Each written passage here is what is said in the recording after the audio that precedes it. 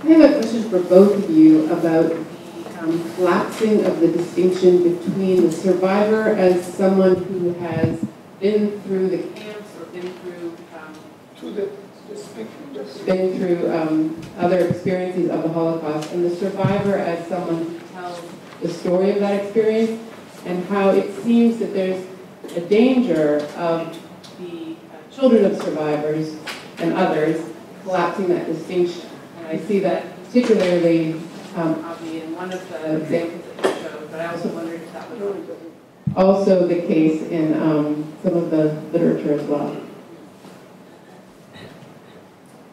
This question is also for both of you, but I think it exposes perhaps a tension between the two accounts. So Rebekah raised the issue of consent and the consent for re-witnessing. It seems like consent is a meaningful concept and maybe an ethical requirement for re-witnessing.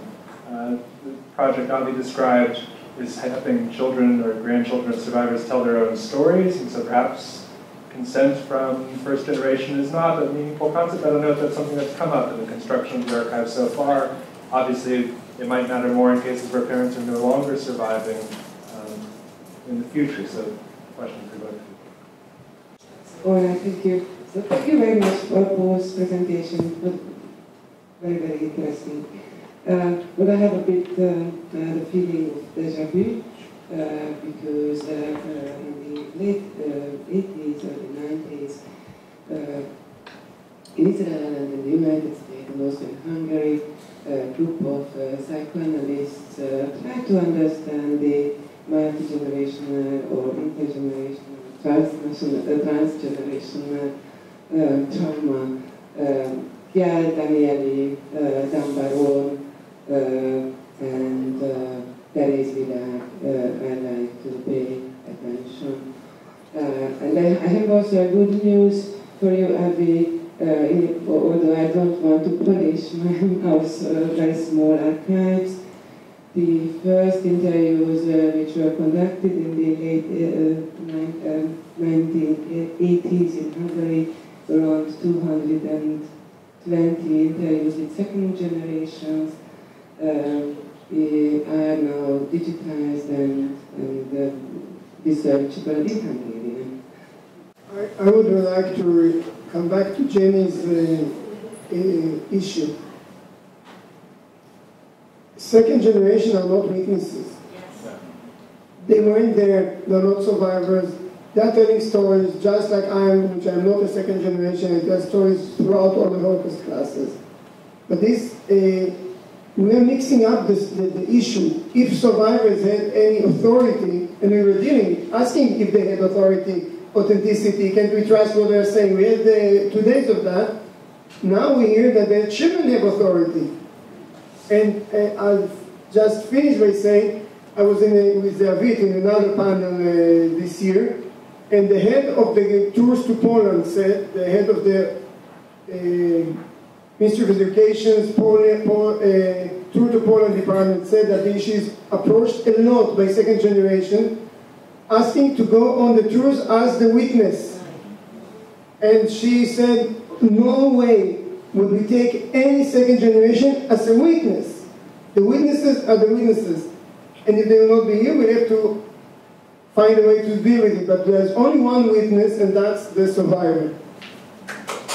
I agree with that. Actually, could you tell what age was this second generation people when parents began to tell them about their experience as a Holocaust? Thank you. Add only one comment.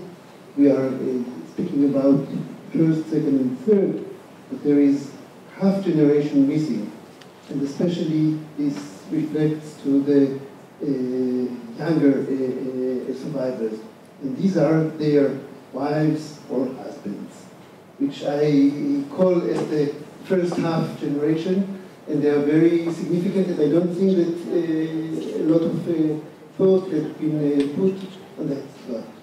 Thank you. There are some questions that already was raised. First of all, the term or notion of testimony. I'm also against using this term to second and third generation. it's why I like very much this proposition of Rebekah of the notion testimony and post-testimony, and not testimony with regard to the second and third generation. They are not witness. They are not. They are somehow, of course, suffering because of being in this close to the trauma of their parents, but they are not. They are not in this experience. The second thing, the notion of second generation also was raised here. There are at least two different second generation. Yesterday there was the question, who are Holocaust child? And I think that the same question you can put who are second generation. And in my opinion, the first, second generation are those whose parents or one parent were not very small child. The parents who were survivors, and they knew something about their experience. They remember, and those children of survivors. Those who were really small children don't remember anything. They were born just before the war or during the war. They are the second generation, and it's completely different because the second generation is working on the memory of their parents who were survivors. And the other thing that I wanted to put is that. In Poland, especially, there was a big role of the third generation, the grandchildren of survivors, that were pushing or they're encouraging their grandmothers to talk about their experience. And without this pushing, I think many of the survivors in Poland couldn't talk about the memories. And the last issue, which is about the first paper, in my research on second generation, the book was published 26 years ago.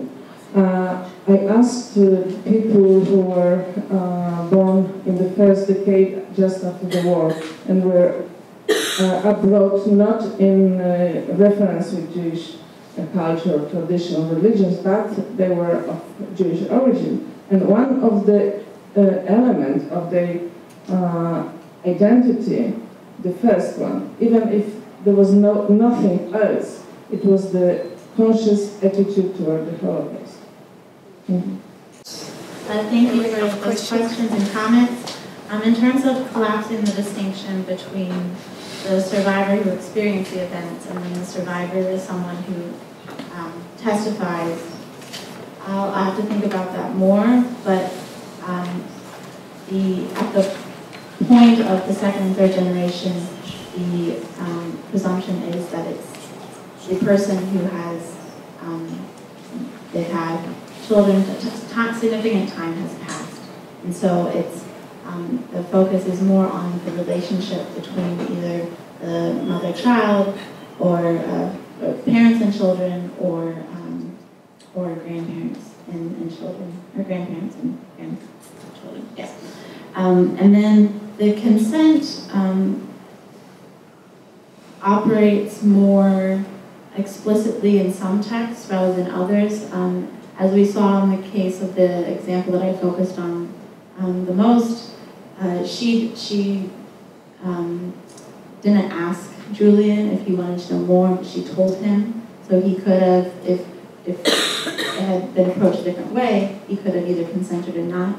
Although the Mendelssohn example, in which the survivor told him, I will talk to you, but you can't include this in your book, that operates. Okay. Closer. Okay. That operates more the focus on consent. So I'll have to think more about Thank you.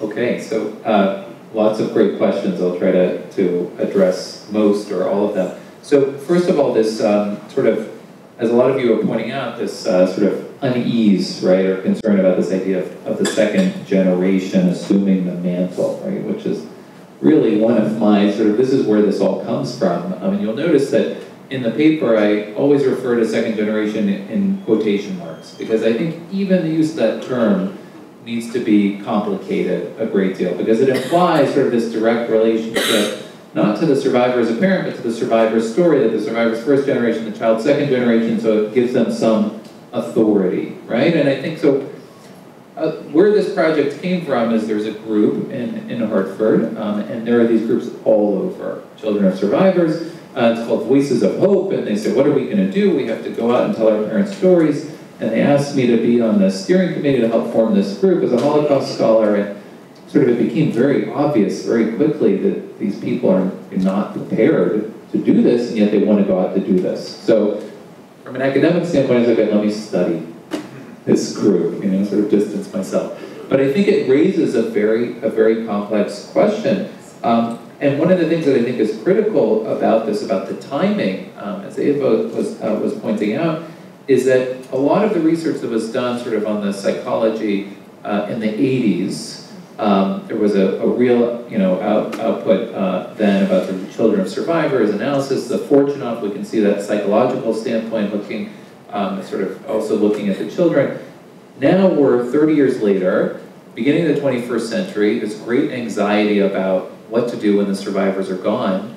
And actually the relationship to the story, the relationship to the parent has passed, it's changing, right? And so now they want to pick up this mantle of sort of telling their parents' story. Are they prepared or not to do that? The question of sort of the tours to Poland, I know that the sort of Minister of Education is going to want to sort of stand up against this, but I feel like it's happening all over the world, right? This idea that the children of survivors are going to play this critical role in sort of being the carriers of memory. And so we have to think about the implications of that in museums, in educational settings, right? You can't replicate bringing a survivor into the classroom, and bringing a child of a survivor into the classroom does not replicate it either, but it's going to happen, so what's the best way for them to do that, right? Should they play a clip of their parent and sort of describe it then afterwards? I don't know, it's something really important to think about.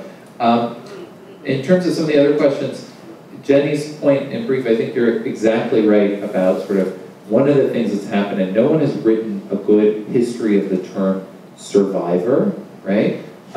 Laura Yokush and I were just writing an article about Holocaust survivor diasporas, and one of the things that becomes very clear is that the notion of who is a survivor and how survivors self-define and group themselves evolved tremendously from the early immediate post-war period, where it's based on wartime experience or place of geographic origin, to then you move to another country, you group yourself with other survivors with diverse experiences, and that notion of survivor sort of over time becomes increasingly generalized. Who is a survivor? What does that mean?